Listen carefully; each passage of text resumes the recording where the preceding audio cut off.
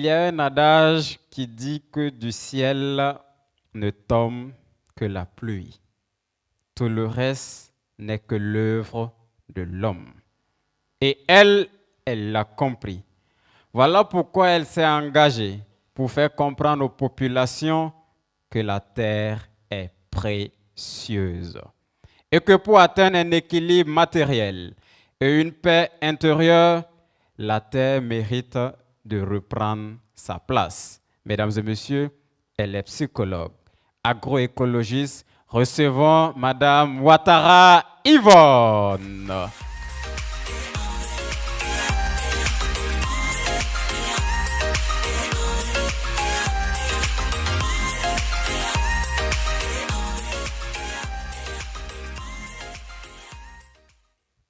Mesdames, Messieurs, bonsoir.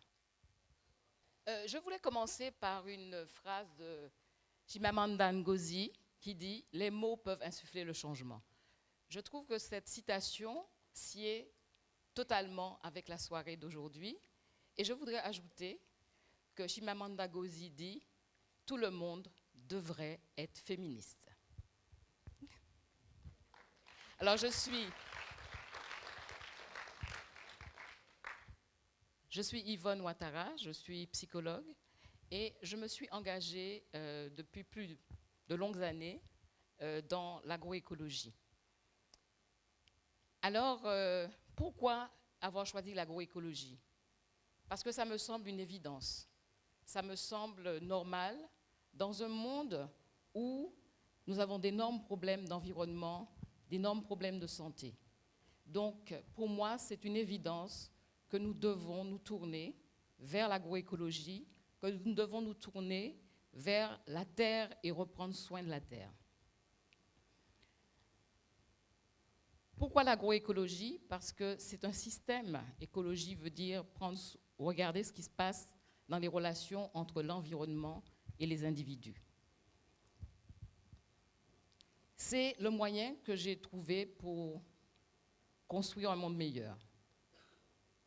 Alors, je vais vous parler de l'aventure dans laquelle je me suis embarquée il y a une dizaine d'années, qui est la mise en place d'une ferme agroécologique qui se trouve à quelques kilomètres de Bobo-Dioulasso. Alors, vous allez me dire, mais pourquoi une ferme? Je ne suis pas agronome, je ne suis pas agricultrice, mais quand on m'a demandé de participer à cette aventure, je me suis dit que je pouvais y apporter quelque chose qui était mon histoire personnelle, qui était mon énergie, ma conviction. Je suis née dans un endroit où on pratiquait ce qu'on appelle maintenant le kilomètre zéro, c'est-à-dire que quand on devait manger une salade, on allait l'accueillir juste avant le repas. Nous avions un jardin à la maison, ce qu'on appelle le jardin créole, où on trouvait tous les gombos, les piments, les plantes médicinales, étaient les unes avec les autres, et chaque plante apportait à l'autre la ressource nécessaire. Donc je me suis dit, je suis capable de faire ça, et je vais le faire. Et ce qui a renforcé ma conviction, c'est que cet endroit où j'ai eu la chance de bénéficier de cette nourriture, de bénéficier de la générosité de la terre, actuellement est la première où on trouve nous avons le taux de cancer de la prostate le plus élevé au monde à cause de l'utilisation des pesticides. Des petites filles de 3 ans ont leurs règles, elles ont leur menstru à cause des pesticides. Donc je me suis dit, ça suffit, ça peut me permettre d'aller vers cette aventure. Bien sûr, ça n'a pas été évident, ça n'a pas été facile, mais je me suis engagée avec d'autres personnes. C'est évidemment quelque chose qu'on ne peut pas faire tout seul. Donc je me suis engagée avec d'autres personnes. Et les difficultés auxquelles nous avons été confrontés c'est que l'endroit faisait face à des problèmes de déboisement, des problèmes d'eau, des problèmes de main-d'œuvre, des problèmes de formation. Il y en avait. Et chaque fois que nous devions nous confronter à un de ces problèmes, nous étions tentés par le découragement. Alors, quelle action nous avons décidé de faire? Tout premier lieu, nous allons nous former. Et vous avez dû voir dans les vidéos qui passaient qu'il y a un centre qui s'appelle le centre Songhai au Bénin. Et donc, nous avons envoyé quelqu'un qui a pu bénéficier d'une formation au centre Songhai. Ensuite, il fallait des ressources. Donc, nous nous sommes mis au travail, nous. Quand je dis nous, je parle de mon époux et moi et d'autres personnes, pour pouvoir travailler et amener des ressources. Donc, chaque fois que nous avions une rentrée d'argent, c'était pour un pan de mur, un grillage, des arbres. Notre action, c'était le reboisement et la lutte contre la divagation des animaux. Donc, ça n'a pas été non plus une mince affaire de replanter des arbres et de faire face à cette divagation des animaux. Le problème suivant, c'était la maîtrise de l'eau. Nous sommes dans une zone où on est censé avoir de l'eau. Mais on avait un petit puits au départ, mais il faudrait pouvoir arroser les plantes, il faut pouvoir irriguer. Donc il fallait trouver des solutions pour pouvoir faire pousser des plantes. Alors en ce qui concerne la main-d'œuvre, nous avons observé autour de nous et la richesse que nous avions, c'était les groupements féminins. Des groupements féminins qui ont des savoirs locaux, qui ont cette organisation. Et nous avons commencé à travailler avec 2 groupements féminins. Actuellement, nous travaillons avec 6 ou 7 groupements féminins. L'autre défi, c'était, mais cette terre, elle est pauvre. Il n'y a rien sur cette terre. Vous n'allez rien pouvoir en tirer de cette terre. Regardez, c'est sec, etc. Donc, c'était aussi faire face à la manière dont les personnes percevaient le travail que nous voulions mettre en place. L'autre difficulté que nous avions, c'est que la faune et la flore avaient complètement disparu. Et pour vous donner un exemple, il y a 50 ans de ça, juste 50 ans, il y avait des grands animaux. Et quelqu'un me disait, mon père chassait le lion, il y a 50 ans de ça, là-bas. Il y avait des biches, etc. Et la personne me racontait que quand nous étions petits, que nous allions cultiver là-bas, nous devions faire le guet, parce qu'il y avait des troupes de singes qui nous guettaient eux aussi, et qui venaient casser les maïs, casser le petit mil. Donc il y a juste 50 ans, cet endroit était vraiment florissant. Qu'est-ce qui s'est passé? Nous l'avons malmené, cette terre. Bien, donc, face à tout cela, nous avons pensé qu'il fallait avoir des alliés, qu'il fallait que nous puissions collaborer avec des personnes. Nous avons rencontré différentes personnes dans les environs, différents groupements villageois, différentes associations, et nous avons discuté et nous ont dit, nous n'avons pas d'école. Donc avec des amis, nous avons mis en place, qu'on fait construire une école, et nous avons commencé par mettre en place, je pense que c'était le premier village au Burkina, qui avait ce qu'on appelait les bisongos, ça veut dire les préscolaires, les maternelles. Et c'est un endroit où après, nous avons commencé à faire des discussions, des groupes de discussion, des sensibilisations sur la santé, sur l'éducation, sur l'agriculture, sur l'élevage, etc. Donc voilà les différents défis que nous avions devant nous. Nous avons actuellement mis en place plusieurs activités et nous avons eu la chance de rencontrer des personnes, des associations comme le Sénabio, et comme Bioprotec. Et quand on rencontre des structures comme celle-là, on se dit, ah oui, mais nous ne sommes pas complètement fous. Ce que nous sommes en train de faire, ça a un sens. Il y a des personnes qui le font, nous avons des ressources. Et ces deux structures nous ont vraiment beaucoup appuyés, elles nous ont vraiment beaucoup encouragés, donné du conseil, donné de la formation au niveau de la ferme. Donc actuellement, dans la ferme agroécologique, Gurico, nous produisons des bananes, nous produisons du curcuma, nous avons planté des manguiers, des anacardiers. Nous avons rencontré beaucoup de défis, d'échecs aussi. Et ces échecs nous ont renforcés. Et un de nos échecs cuisants, ça a été la maraîchiculture. Nous avons essayé la maraîchiculture, mais ça n'a pas fonctionné parce que nous n'avions pas de semences locales. Nous n'avions pas encore à ce moment-là réussi à maîtriser l'eau. Et nous avons dû renoncer et nous tourner vers d'autres activités. L'autre défi que nous avons eu, c'est que les personnes avec lesquelles nous travaillons, il était important de les convaincre de la toxicité des produits chimiques. Et je me rappelle la première année, j'arrive et je vois des bidons de pesticides. Et je dis à la personne, mais pourquoi il y a ces bidons de pesticides? Elle me dit, ah non, c'est le petit Paul qui est venu, il avait mis son lait dedans, il buvait son lait dedans. Et en aparté, il me dit, mais tu sais, il y en a une attaque au niveau des plantes là, et on devait utiliser le poison du coton, c'est très efficace.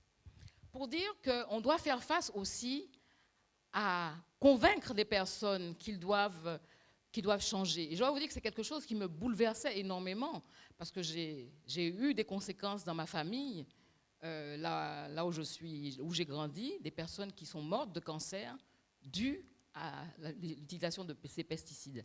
Alors vous imaginez mes coups de colère quand j'entendais des choses comme ça, mais ça sert à quoi ces coups de colère?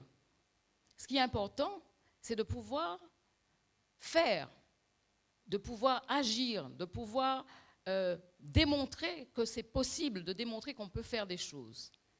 Et les résultats, avec la persévérance, avec le temps, les résultats ont commencé à venir. Et je me souviens que lors de notre expérience sur la distribution de paniers de légumes bio sur Bobo Dioulasso, je recherchais des sacs biodégradables. Et à cette époque-là, à ce moment-là, c'était très difficile d'avoir des sacs biodégradables. Et j'ai cherché beaucoup et j'ai rencontré une personne qui me dit, oui, je peux vous faire ces sacs-là. Et on a beaucoup échangé sur ce que je faisais, ce que lui, il faisait. Et il me dit, mais je connais quelqu'un qui s'intéresse aux chenilles. Et c'est là qu'il m'a mis en contact avec Fasopro. Fasopro qui est une jeune entreprise burkinabé qui transforme les chenilles, qui les reconditionne, qui fait des produits absolument formidables sur les chenilles. Et nous avons commencé à collaborer. Et là, le travail a été vraiment passionnant avec les femmes avec lesquelles nous avons mis tout un programme d'abord avec de formation. Et au cours de cette formation, ce n'était pas forcément leur apprendre quelque chose. Elles aussi, elles avaient des savoirs à nous transmettre. Comme par exemple, pour avoir des chenilles qui soient vraiment délicieuses, il faut les faire dégorger dans le sable. Il faut savoir les mettre à telle quantité de soude ou de sel pour avoir une bonne conservation des chenilles. Donc, ces formations, c'était des formations très interactives, des échanges sur des savoirs. Ensuite, nous sommes appuyés sur l'organisation de ces groupements. Donc, ces groupements avec lesquels nous travaillons déjà, je vous le rappelle, dans la ferme, qui nous aidaient pour le sarclage, les semis, les récoltes, et qui nous ont donné beaucoup de leçons d'ailleurs, parce que je me souviens qu'à la fin d'une journée où nous avions sarclé pendant toute une journée, ça m'arrive aussi d'aller au charbon, il faut mettre la main à la pâte. Et à la fin de la journée, il y a la plus âgée qui commence à faire des pompes, des exercices. Elle me dit, oui, là, vous êtes des mauviettes, là. Moi, je peux encore sarcler tout le champ, si vous voulez. Donc ces femmes, elles nous ont vraiment beaucoup appris. Donc ces groupements féminins ont une organisation, une structure, des savoirs, une énergie qui ont été vraiment très importantes dans l'organisation de ces collectes de chenilles de karité, du séchage de ces chenilles de karité, du transport de ces chenilles. Et ça fait plusieurs années. Maintenant, nous sommes à notre 3e, 4e campagne. Ce qui est important de savoir, c'est que ces femmes se lèvent très tôt le matin pour collecter les chenilles et que c'est une source de revenus pour elles. Elles améliorent leurs conditions de vie, qui leur permet d'améliorer la santé pour les enfants, la scolarité pour les enfants.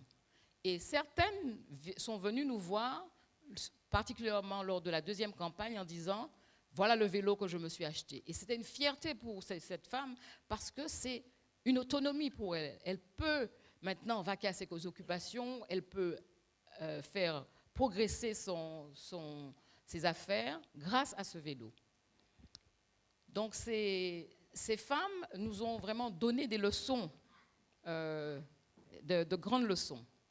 Et l'étape suivante a été que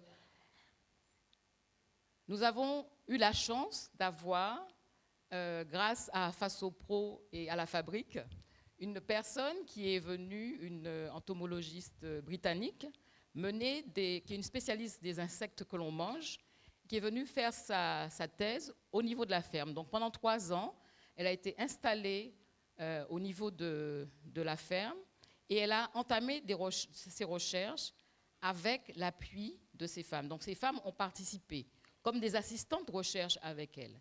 Elles ont transmis des savoirs et cette personne a appris énormément avec ces femmes. Et au mois de décembre, elle viendra restituer à la population les résultats de sa recherche. Et pour moi, c'est un succès formidable parce que lors de cette restitution, elle ne sera pas la seule à restituer les résultats de sa recherche, mais il va y avoir des femmes qui ont participé, qui vont être co-présentatrices de cette recherche. Donc c'est vraiment une valorisation du savoir local, du savoir de ces femmes. L'autre point important, c'est comment la terre et l'environnement nous donnent des leçons. Nous avons observé, il y a à peu près 2 ans, nous étions envahis par les essaims d'abeilles sauvages.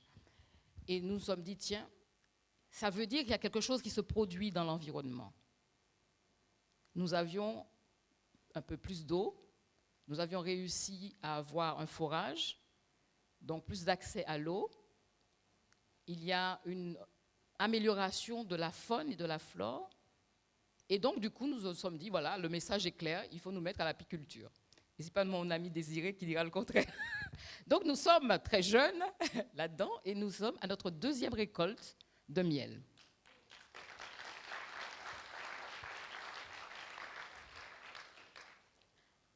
Alors, l'autre résultat qui pour nous est vraiment formidable, c'est que ce que nous recevons comme réaction. Je discutais avec quelqu'un qui me dit « Ah, mais je comprends maintenant où vous voulez en venir. Je ne comprenais pas du tout ce que vous disiez quand vous parliez de feuilles de tabac, de graines de Nîmes, je ne comprenais pas ce que vous disiez. Mais vraiment, je vois ce que vous êtes en train de dire. Et je comprends ce que vous êtes en train de faire. Vraiment, je vous encourage. Et pour nous, c'est une très grande satisfaction quand nous entendons ça de la part de groupements, de paysans, de personnes qui travaillent à côté de nous. L'autre résultat qui est absolument fantastique et qui nous envoie un message très fort, la terre nourricière, la terre qui nous nourrit, quand on prend soin d'elle, elle nous le rend. Alors, quelquefois, avec un clin d'œil, par exemple, nous avons été visités par un boa qui est venu s'installer dans notre poulailler, qui nous a mangé quelques poules. Mais ça veut dire que la faune est de retour. Donc, nous avons des boas, nous avons des hiboux blancs, Nous avons des perroquets, des perdrix, des écureuils, des tortues. Et c'est vraiment absolument fantastique. Vous vous asseyez et vous voyez toute cette faune qui est en train de renaître.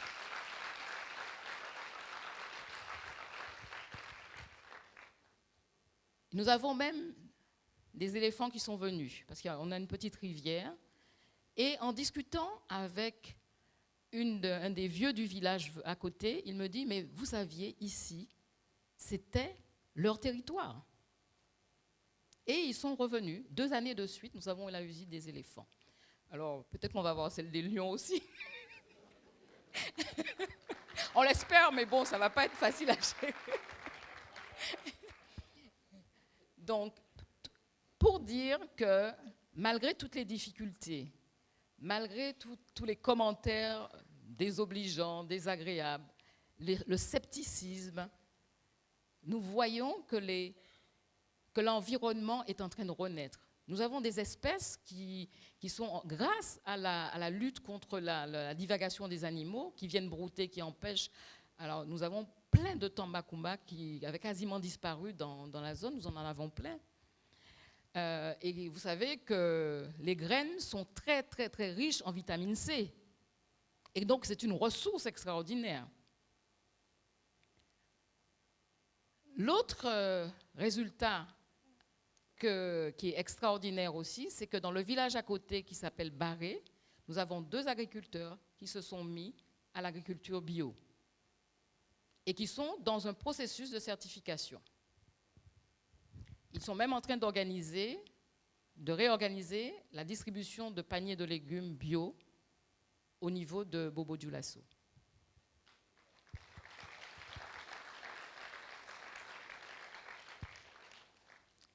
Parce que je me souviens, il y a quelques années, on me disait « Oh, le bio, ce n'est pas pour le Burkinabé commun.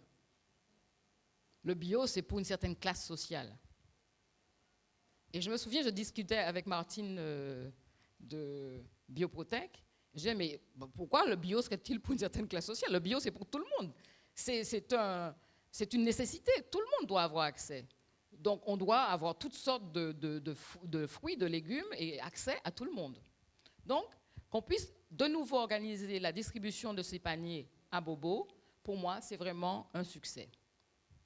Et je viens d'apprendre qu'il y a eu une réunion de plusieurs agriculteurs qui sont aux environs de la ferme, avec lesquels il y a eu une discussion sur des questions de terre, de ce qu'on va faire avec la terre. Il y a eu les prémices de formation, de sensibilisation sur le bio. Ça ne veut pas dire que ça va se faire tout de suite, mais bon, on a mis 10 ans pour obtenir ces quelques résultats, donc nous avons espoir que ça va vraiment donner quelque chose. L'autre aspect qui est vraiment un réconfort pour nous, c'est que ces femmes, individuellement, qui sont dans des groupes, ont changé leur vie, ont amélioré leur vie. Et je pense, je voudrais ici parler de Bintou, que vous ne connaissez pas, mais qui est une femme formidable, qui m'a vraiment appuyée, épaulée lors de la première campagne de collecte des chenilles. C'était elle l'organisatrice, c'était elle qui comptabilisait, qui allait discuter avec les groupements. Et c'est quelqu'un qui a développé son activité et qui a développé ses connaissances. Elle transmettait des informations aux femmes, elle se déplaçait. Je voulais aussi parler de Sita. Sita, qui est maintenant la présidente d'un groupement qui se trouve à 3 km. Et Sita s'occupe du préscolaire. Donc, elle est animatrice au préscolaire, elle est présidente d'une association et elle aussi, elle est très engagée dans la collecte de carité, mais particulièrement au niveau du carité. Voilà. Donc, tous ces résultats nous disent que, voilà, il y a encore beaucoup de choses à faire, que nous sommes sur la bonne voie et que nous sommes vraiment en train de construire un monde meilleur. Merci.